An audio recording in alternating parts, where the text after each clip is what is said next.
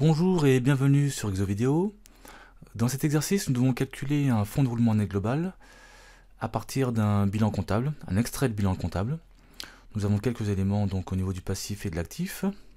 Pour cela, nous allons utiliser plusieurs formules, dont les emplois stables et les ressources stables, puisque la différence nous donne le fonds de roulement net global. Donc je vous indique les formules que voici. On va directement appliquer donc ces formules avec les éléments chiffrés. Donc dans un premier temps, on va calculer les ressources stables, donc on va mettre RS comme ressources stables. Donc on nous dit que c'est égal au capital plus le résultat, plus les amortissements, plus les dettes. Alors le capital, ça va être donc 100 000. Ensuite, il faut ajouter le résultat pour 15 000 euros donc. Ensuite, la partie, donc l'élément amortissement. Alors l'élément amortissement, il faut préciser qu'il se trouve de l'autre côté, donc au niveau de l'actif du bilan, à ce niveau-là.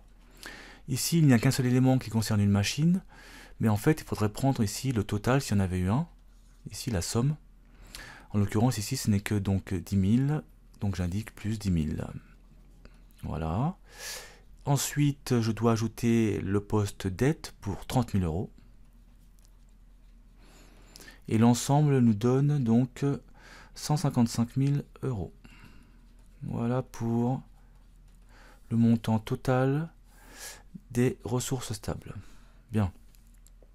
On va indiquer maintenant les emplois stables.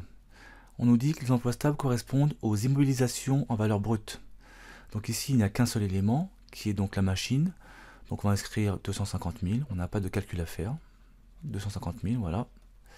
On peut maintenant donc calculer le fonds de roulement net global, puisque on nous dit que c'est la différence entre les ressources stables et les emplois stables. Donc les ressources stables, c'est 155 000, moins 250 000. Et donc la différence nous donne moins 95 000, puisque c'est un montant, c'est un solde négatif. Moins 95 000 euros, c'est donc notre fonds de roulement net global. Alors, si on veut interpréter le résultat, ce qu'on va dire, c'est que les ressources stables ne couvrent pas les emplois stables. En effet, on a un montant supérieur au niveau des emplois stables.